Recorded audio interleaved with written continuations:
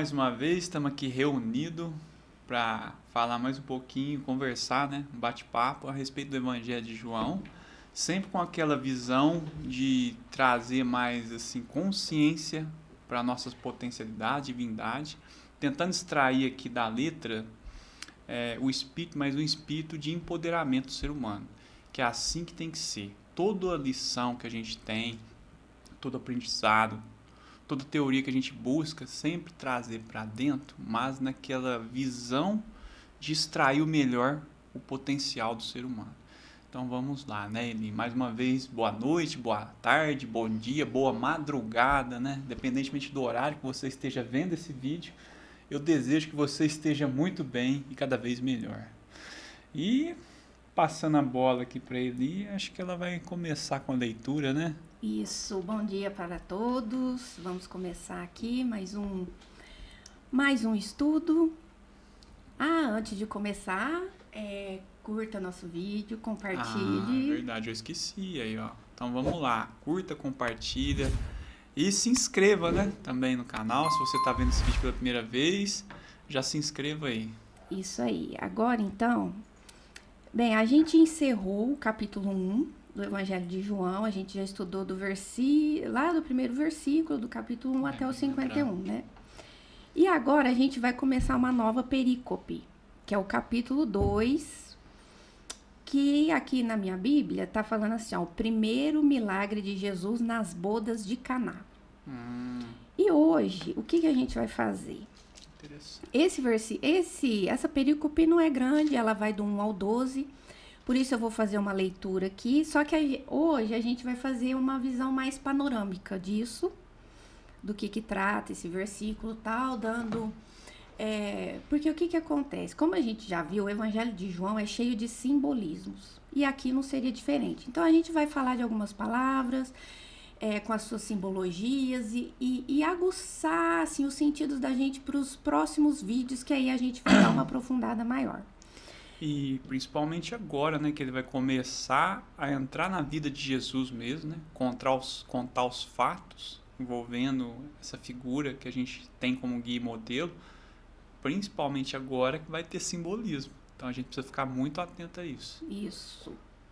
E como a gente também já vem discutindo, se você quiser falar, Ricardo, que o João, ele utiliza muito do Velho Testamento, né? Então a gente sempre vai e volta, pega alguma coisa do Velho Testamento, que tudo começa lá, por quê? Porque ele estudava muito, ele frequentava sinagogas, tal, estudava, então e o João, a gente vai e volta. Ele escreveu isso já mais velho, né? Então ele já tinha muito mais conhecimento, se a gente comparar, do que os outros discípulos, porque os outros escreveram mais novos, né? O testamento deles, o testamento. Então, assim, ele tem muita bagagem, assim, como que a gente pode dizer, intelectual, de experiência, de vida, já era bem mais velho, então ele faz essa intertextualidade. Ele vai lá atrás, ele sempre busca uma referência no Velho Testamento, nos livros que eles estudavam, os livros sagrados lá dos hebreus. Então ele sempre faz essa referência. Então a gente tem que sempre saber buscar onde que está a referência do Velho Testamento aqui no Evangelho de João. Isso. Então eu vou fazer uma leitura e depois a gente começa alguns comentários, ó. E ao terceiro dia fizeram-se umas bodas em Caná da Galileia e estava ali a mãe de Jesus. E foi também convidado Jesus e os seus discípulos para as bodas. E, faltando vinho, a mãe de Jesus lhe disse: não tem vinho. Disse-lhe Jesus: mulher, que tenho contigo? Ainda não é chegada a minha hora. Sua mãe disse aos serventes: fazei tudo quanto ele vos disser. E estavam ali postas 6 talhas de pedra para as purificações dos judeus, e em cada uma cabiam 2 ou 3 almudes. Almudes, gente, é uma medida deles, né? Eu acho que eu pesquisei lá, se não me engano, cada almude equivale a 34 litros. 34 litros. 34 então, litros. Que era 6 jarros com... 6 jarros, e em cada uma cabiam 2 ou 3 almudes. Então, multiplica aí. Devia ter uns 60 litros, o no negócio. mínimo. Então, quer dizer que essas talhas aqui era bem grande, né, gente? Disse-lhe Jesus: enchei de água essas talhas, e encheram-nas até em cima. E disse-lhes: tirai agora e levai ao mestre-sala, e levaram. E logo que o mestre-sala provou a água feita vinho, não sabendo de onde viera, se bem que o sabiam os serventes que tinham tirado a água. Chamou o mestre Sala ao esposo e disse-lhe: todo homem põe primeiro o vinho bom, e quando já tem bebido bem, então o inferior, mas tu guardaste até agora o bom vinho. Jesus principiou assim os seus sinais em Caná da Galileia e manifestou a sua glória, e os seus discípulos creram nele. Depois disso, desceu a Cafarnaum, ele, sua mãe e seus irmãos, e seus discípulos, e ficaram ali não muitos dias. Bem, então vamos começar aqui, ó. Primeiro, bodas de Caná. Bodas, o que significa bodas? Bodas é o casamento que aconteceu em Caná. Caná é uma cidade, Caná da Galileia, que fica a 15 quilômetros ou menos de Nazaré, tá? Então, o casamento aconteceu ali. E a primeira simbologia que ele vai tratar aqui, qual que é a simbologia do casamento? Que, aliás, a gente já falou um pouco dessa simbologia no vídeo que a gente tratou do versículo 27, lá no capítulo 1, lá no versículo 27, fala assim, ó, este é aquele que vem após, isso João Batista falando, né? Este é aquele que vem após mim, que é antes de mim, do qual eu não sou digno de desatar a correia da alparca. Nesse trecho aqui, a gente já tratou um pouco do casamento. E o casamento, gente, é algo muito, é uma simbologia muito profunda para os hebreus. E a gente vai perceber aqui que o maior ensinamento do João não vai estar ligado ao casamento entre um homem e uma mulher. Tem algo a mais, que é aonde a gente vai extrair o espírito da lei. Porque pensa assim, é como se o casamento, né, desse casal fosse um véu. E ali a gente vai, tipo, rasgar o véu e ver o que tem por trás disso. Né? Por causa que essa simbologia para os hebreus é muito profunda. Tanto que tem um livro na Bíblia que a gente também já comentou, que é o livro Cântico dos Cânticos. Cânticos dos Cânticos significa assim, ó, o maior de todos os cantos, que aliás é bem sugestivo. E nesse livro ele fala, é o noivo escrevendo cartas de amor, todo apaixonado para a noiva e vice-versa. A noiva escrevendo cartas de amor, toda apaixonada para o noivo. E aí você pode se perguntar assim, gente, mas o que tem a ver um livro desse, né, de amor na Bíblia? É o que a gente também vai ver, né? Tem toda uma simbologia. E um outro livro que também trata sobre casamento é o livro do profeta Oséias, que também faz muita referência ao casamento. Então, ao longo dos próximos vídeos, a gente vai dar uma aprofundada nisso. Sobre o casamento. Sobre o casamento. Agora, certo. A outra simbologia é o Ricardo que vai falar aqui. Você vai mudar aí? Não, que a questão do casamento, eu queria só trazer já assim a ideia de a gente percebe aqui uma valorização de um princípio universal, que é o princípio do gênero. Quando eles vão falar do casamento. O que é o princípio do gênero? Que na natureza sempre vai existir o homem, a mulher, o macho, a fêmea, positivo, negativo, não que um seja inferior ou superior a outro. Mas são princípios, polaridades que eles estão sempre tratando e enfatizando o princípio aqui do gênero. E por que é forte esse princípio do gênero? E ele já traz aqui, João já traz, como assim, ele vai inaugurar falando da vida de Jesus, já vai falar que Jesus, isso é estratégico, viu, gente? A gente tem que entender que o autor, quando ele vai escrever algo, ele não vai colocando as coisas de forma aleatória, tudo é estratégico. Então, por que ele está falando primeiro de um casamento? Ele já está valorizando aqui um princípio universal, que é o princípio do gênero. Por que ele está valorizando isso e por que os hebreus valorizam isso? Porque o princípio do gênero gera o quê? A criação. E eu preciso de dois polos para criar algo. E aí eu tenho o quê? A Santíssima Trindade, que é Pai, Filho e Espírito Santo. Homem e mulher gerando um filho. Então, assim, homem e mulher gerando algo a mais, uma vida em comum. Não só um ser, mas eles geram algo muito maior. Então, o princípio do gênero valoriza muito isso, a criação. Eu conecto seres, assim, de polaridades opostas para criar algo novo. Então, isso é muito valorizado durante a Bíblia, a gente vai perceber. E aqui já inaugura contando a vida de Jesus com esse princípio. Que às vezes a gente faz essa leitura por cima, a gente não percebe isso. Principalmente quando a gente não conhece esses princípios universais. A gente acaba passando despercebido. Que esses princípios universais eles acabam sendo uma chave mestra ali para você conectar os conhecimentos. Então é mais isso que eu queria falar, já começar, que a gente precisa de entender isso, observar isso também. É só fazendo uma observação que o princípio do gênero, ele não tem a ver com sexo, tá, gente? Tipo Exato. assim, homem e mulher. Essa é uma das manifestações do princípio do gênero, tá? Porque às vezes a pessoa fala assim, macho, fêmea. Não é isso. O princípio não é só isso. É uma das suas vertentes, porque o princípio do gênero é dos polos, né? O positivo e o negativo, tem a ver com isso. Se unem e aí sim o poder da criação surge. Porque que nem os átomos. Os átomos nós temos os elétrons e os prótons. Os elétrons e não é que é negativo de ruim, tá? Não tem nada a ver com isso também. A gente tem essa coisa de falar, mas é só uma polaridade. É uma polaridade, tá? É nesse sentido. Mais alguma coisa? Você vai falar do jarro agora? Então pode vamos falar. Lá. Ele transformou, 6 jarros, né?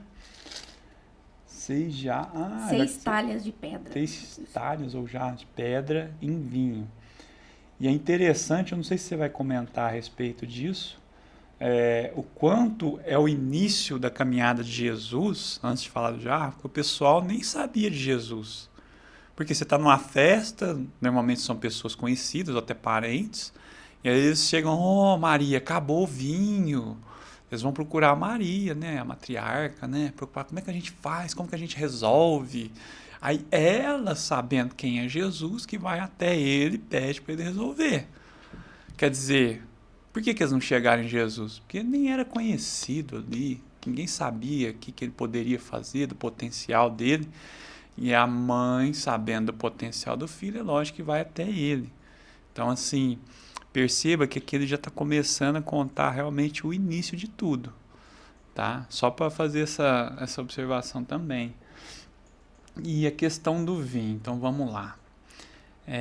Primeiro ponto aqui, ele está transformando água em vinho. A gente tem que entender que, igual ele falou, que são 6 jarros ou talhas, que não são pouca água, não tem pouca água aqui, tem mais de 60 litros. E por que tinha isso lá? Vamos entender, por que existia tanta água assim? A gente está tratando aqui de um pessoal que tinha um ritual. Eles usavam a água para, assim, não só para se banhar antes de entrar em locais sagrados, mas essa água também simbolizava uma purificação. Então eu vou participar de um casamento, que é uma celebração, mas também é algo sagrado, eu preciso de me limpar. Então pelo menos as mãos ali, quando não se banhavam, então você vê, é um casamento com muitos convidados, então precisava de muita água para esse pessoal se limpar. Então pelo ritual, a pessoa precisava fazer isso.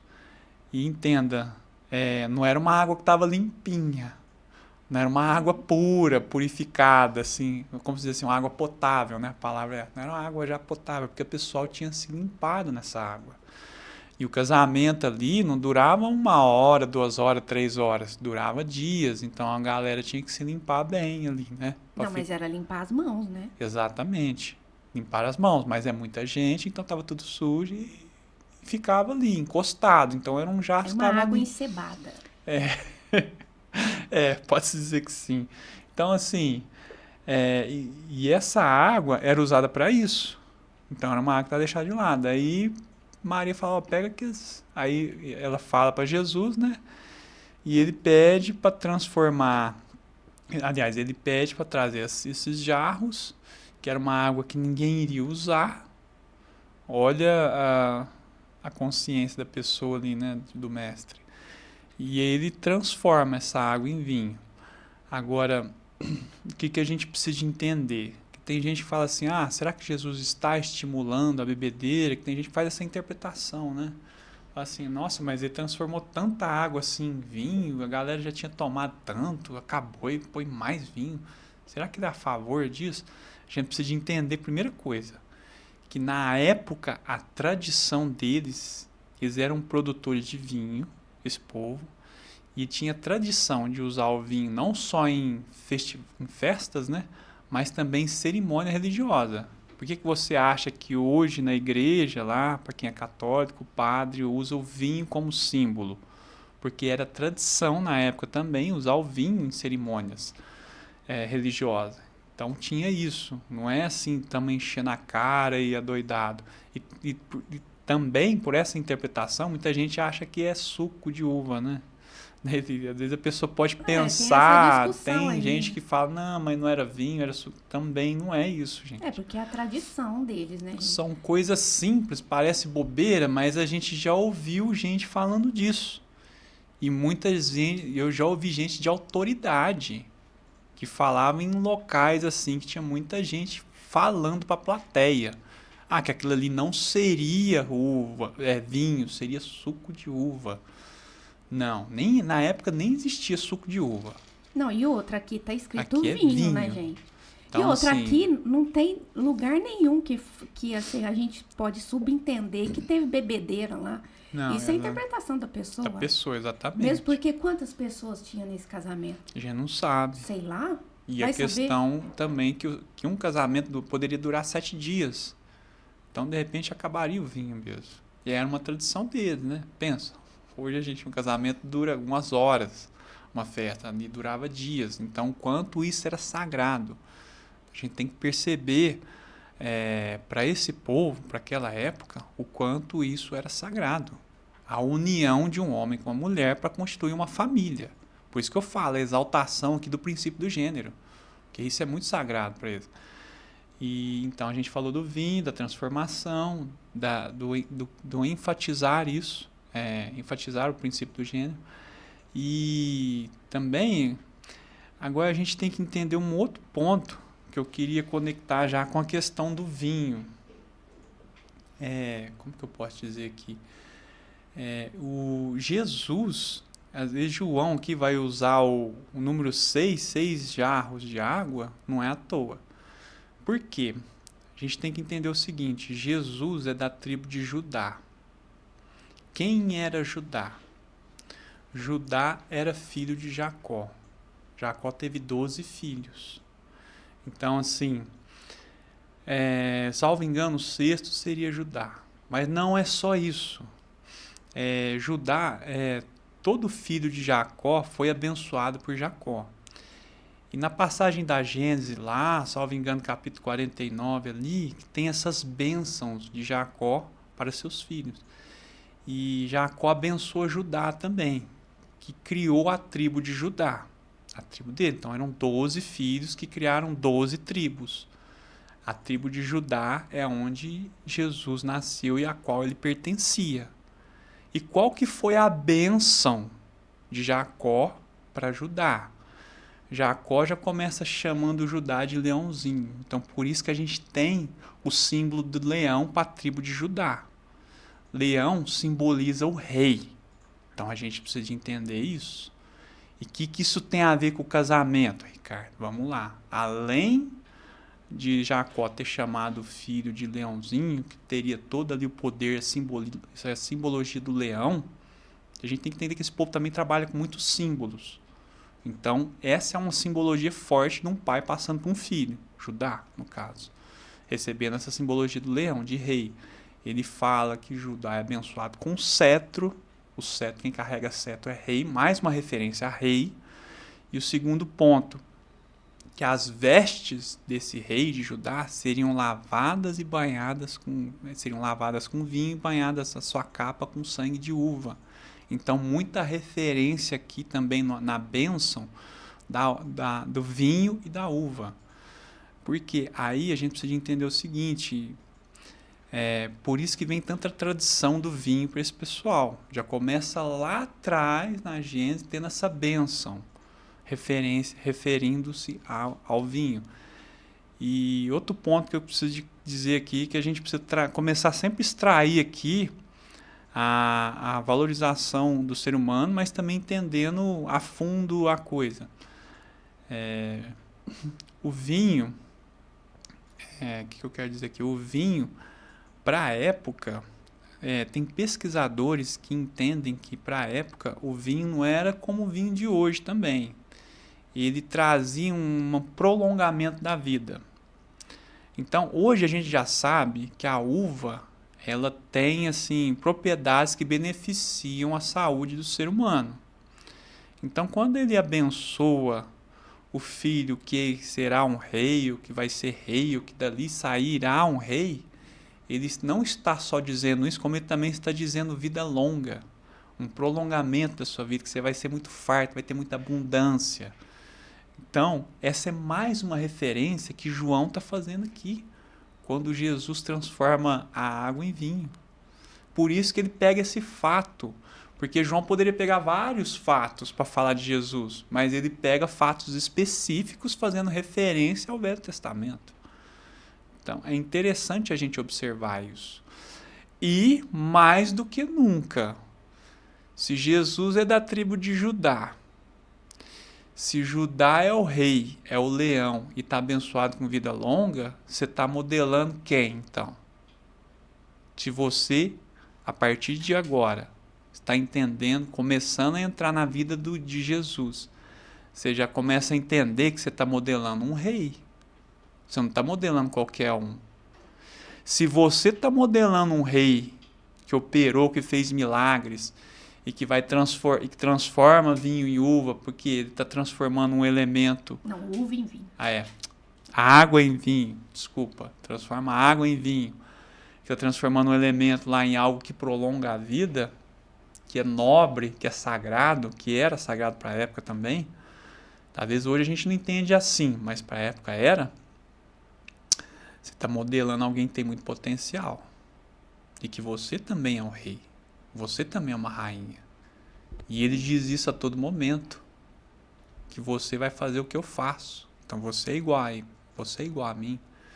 Então assim, é importante a gente perceber que às vezes nesse trechinho aqui que parece bobo, tem muita coisa aqui, tem muita profundidade que mostra para nós não só a capacidade do mestre, mas a nossa também. Se a gente vai conectando os pontos, é lógico, né? Uhum. Se você fazer uma leitura rasa, superficial, você nunca vai chegar nesse entendimento. Mas se você começa a conectar os pontos e trazendo coisas que você já sabe que ele disse, e conectando com coisas lá atrás, por que é rei? Por que é tribo de Judá? Por que vinho? Entendeu? Tem que fazer essas conexões para a gente entender o quanto o ser humano tem para dar ainda. Porque a gente não deu nada nesse mundo. A gente ainda está engatinhando, a gente é um bebezinho ainda, está aprendendo. Mas aqui o cara que você vai modelar, espero que você modele, olha o potencial, olha de onde ele veio, olha a raiz. Era isso. Tem mais alguma coisinha aí? Tem, eu quero comentar, eu vou voltar lá na Mãe de Jesus. Antes de falar da Mãe de Jesus, é que nem você está falando aí, que nem quando a gente participava, né, de algumas religiões assim, eu nunca vi ninguém falar dessas questões, até porque assim, às vezes a gente traz uns fatos históricos, vai e volta, mas pra gente entender, e assim, a maioria das pessoas faz uma leitura assim, e leva muito pro pé da letra também, né, e fica totalmente sem entender, que nessa parte aqui, né, Jesus, o Ricardo já comentou um pouco sobre a mãe de Jesus, ela estava no casamento, e o que a gente entende, é que nem você falou assim, que eles não conheciam Jesus, não sei, porque aqui, pelo que a gente entende, a família estava lá. O potencial dele. O casamento era de alguém conhecido. Uhum. Por que disso? Porque lá no final, isso é verdade. no versículo 12, ele fala assim, depois disso, desceu a Cafarnaum. Ele, a sua mãe, seus irmãos e seus discípulos. Olha aqui, então, quer dizer, estava a mãe lá, a Maria, estava Jesus, irmãos, gente. Irmãos para o povo hebreu não significa só filhos de mesmos pais, assim, vamos falar assim. Significa também primos, parentes próximos. Então, assim, era um casal conhecido. Então, que nem você falou, é interessante eles ter chegado em Maria, né? Os servos viram que não tinha vinho, chegou para Maria. Maria foi e falou com Jesus. Então, às vezes também, João tá querendo dizer alguma coisa aí, né? Sim. Por que chegou em Maria, depois foi para Jesus, não foi direto em Jesus? A gente vai ver isso aí. Vamos aprofundar melhor. Agora aqui, a resposta de Jesus também é algo interessante para Maria. Porque ele fala assim, cadê? E foi também convidado Jesus, e faltando vinho, a mãe de Jesus lhe disse, não tem vinho. Disse-lhe Jesus, mulher, que tenho eu contigo? Ainda não é chegada a minha hora. Quando você lê isso aqui, primeiro você fala assim, nossa, que grosso, né? Fala assim, mulher, que tenho contigo. O que eu tenho a ver com isso, né? O que eu tenho a ver com isso? Seria isso a resposta. O que eu tenho a ver com isso? E outra, gente, mulher, para eles, era algo respeitoso, tá? Então, porque a gente lê isso aqui, você fala, nossa, mas pra que falar isso? Mas na tradição deles, chamar de mulher que tenham contigo, é algo respeitoso, tá?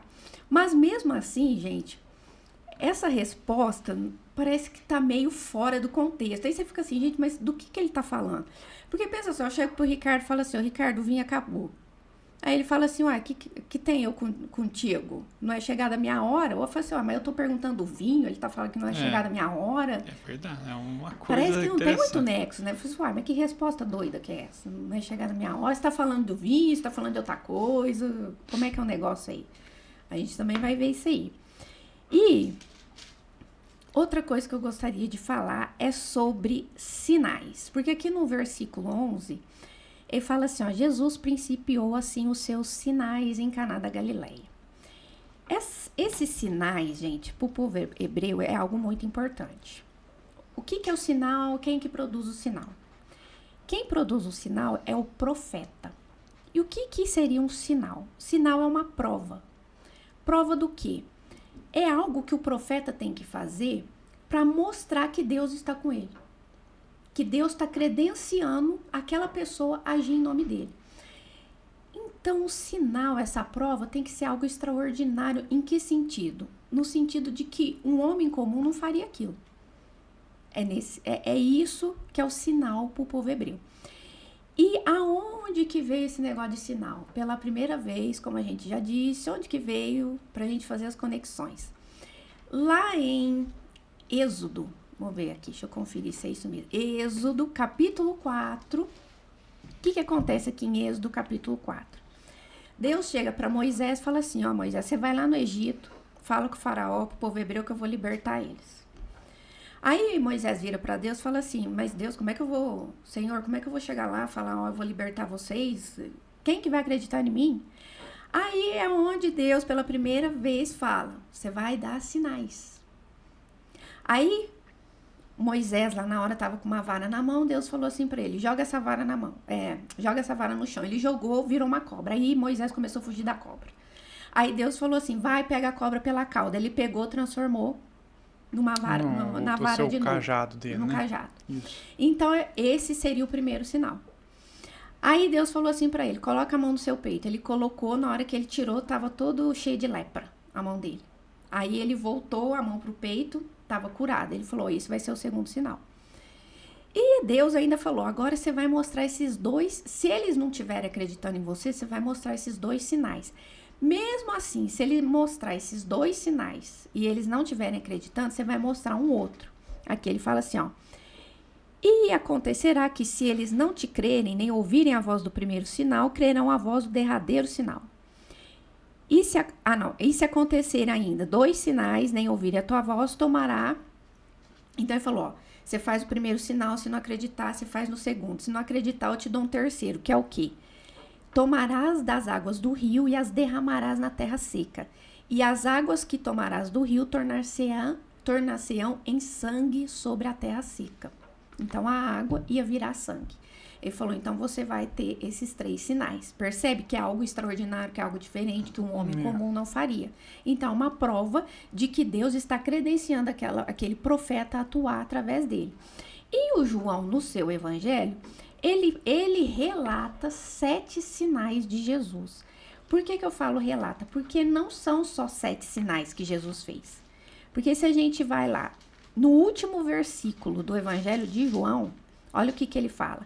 Há, porém, ainda muitos outros sinais que Jesus fez, e se cada uma das quais fosse escrita, cuido que nem aí do mundo todo poderia conter os livros que se escrevessem. Entende? Então, ele fez não poderia conter. Isso aí é o último versículo do último capítulo, O último versículo do último capítulo do Evangelho de João. Ele arremata, então, falando isso. Isso. Ele falou de 7 sinais, mas ele falou, né? Fez muito mais. Exatamente, é bom enfatizar isso. E aí eu trouxe aqui, Quais são os 7 sinais que o João vai tratar no evangelho dele? Ó, o primeiro é das bodas de Caná, que a gente já começou a ver. O segundo, cura do filho do funcionário do rei que estava à beira da morte, quer dizer, estava nas últimas ali, morrendo. Jesus fez a cura. Cura de um enfermo na piscina de Betesda. Multiplicação dos pães. Jesus cura um cego de nascença, esse é o quinto. O sexto, ressurreição de Lázaro. E o sétimo, a ressurreição do próprio Jesus. Que são os sinais que o João vai relatar no seu evangelho. Interessante. Eu tinha mais isso para falar. Você tem mais alguma coisa? São 7 sinais envolvidos muito assim a questão da vida, né? Vida. Sempre trazer tudo vida, relacionado à vida. sempre Isso. envolvendo vida, né? Eu até Tá anotei trazendo aqui. alguém. São sinais de vida, símbolo da vida. Então, Anotei aqui, ó. transformar água em vinho também é símbolo da vida, que a gente vai entender isso quando tiver a conversa de Jesus com Nicodemos, que também fala de água ali. Então, assim, são sempre referências à vida. Como se diz, a valorização disso, né? Então João ele valoriza isso nesses 7 sinais que ele faz questão de mostrar. E é importante a gente ter essa consciência também, né? Para a gente valorizar a nossa vida, né? Porque muitas vezes a pessoa está em situações aí que ela acaba se desvalorizando e desvalorizando a própria vida. Então, assim, enfim, concluindo esse primeiro contato, né, com essa parte do casamento, é interessante a gente perceber que Jesus já chega assim mostrando o seu potencial, né, de rei, como você falou, e que João vai tratar da vida de Jesus sempre de forma pontual em Mostrando alguns sinais dele. Então, assim, é isso que a gente traz para hoje, né? Tem mais alguma informação aí? Não, por enquanto não, né? Então é isso, pessoal. Mais uma vez, pedindo aí para você compartilhar, dar seu like, se inscrever no canal. E um abraço, a gente se encontra no próximo episódio.